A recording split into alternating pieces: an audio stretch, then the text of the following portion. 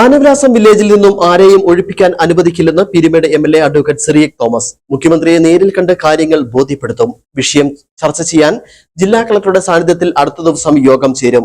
അർഹരെ ഒഴിപ്പിക്കുന്ന നടപടിയുണ്ടായാൽ എന്ത് വില കൊടുത്തും അത് തടയുമെന്നും എംഎൽഎ ഇടുക്കി വിഷ്ണുവോട് പറഞ്ഞു. ഭാഗത്തു നിന്നുള്ള ഒരു നീക്കമായിട്ടാണ് ഞാനിതിനെ കാണുന്നത്.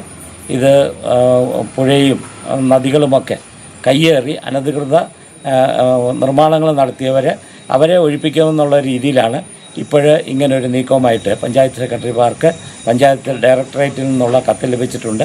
അപ്പോൾ നമ്മുടെ ആനവിലാസം വില്ലേജിലെ 139 പേർക്കാണ് ഹിയറിങ്ങിന് ആവശ്യപ്പെട്ടുകൊണ്ട് ഉള്ള കത്തുകൾ നൽകുന്ന. ഹിയറിങ്ങിൽ പങ്കെടുക്കുമ്പോൾ അവരുടെ ആ അവകാശവും മറ്റുള്ള കാര്യങ്ങളും ബോധ്യപ്പെടുത്താമെന്നുള്ള ഒരു കാര്യവും അവിടെ ആ കത്തിൽ സൂചിപ്പിക്കുമെന്നാണ് അറിയാൻ കഴിഞ്ഞത്. എന്താണെങ്കിലും ഇവിടെ അർഹതപ്പെട്ട ആളുകൾ അവരെ ഒരിക്കൽ പോലും ഒഴിപ്പിക്കാനുള്ള ഒരവസരം ഇവിടെ ഉണ്ടാകില്ല, അതിനൊരു സാഹചര്യം ഉണ്ടാകില്ല എന്ന് ഞാൻ പറയുന്നു.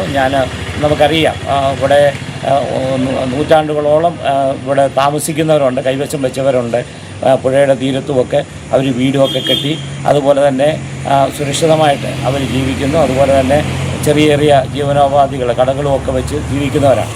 അവരെ ഒന്നും ഒഴിപ്പിക്കാനോ അല്ലെങ്കിൽ അവരുടെ അവകാശങ്ങൾ അത് ഒന്നും കവർന്നെടുക്കാനോ ആരെയും അനുവദിക്കില്ല എന്നാണ് എനിക്ക് പറയാനുള്ളത്. ഞാൻ കളക്ടറുമായിട്ട് ബന്ധപ്പെട്ടു, ഇവിടെ ഒരു ചർച്ച അതുമായിട്ട് ബന്ധപ്പെട്ട് വിളിക്കണമെന്ന് പറഞ്ഞിട്ടുണ്ട്.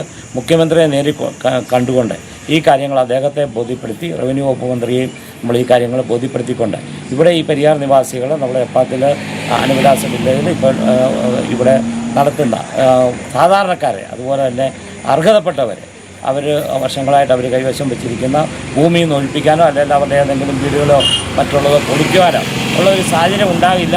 അങ്ങനെ എന്തെങ്കിലും ഉണ്ടെങ്കിൽ അതിനെ തടയുന്ന രീതിയിലുള്ള നടപടികൾ നമ്മൾ ചെയ്യും.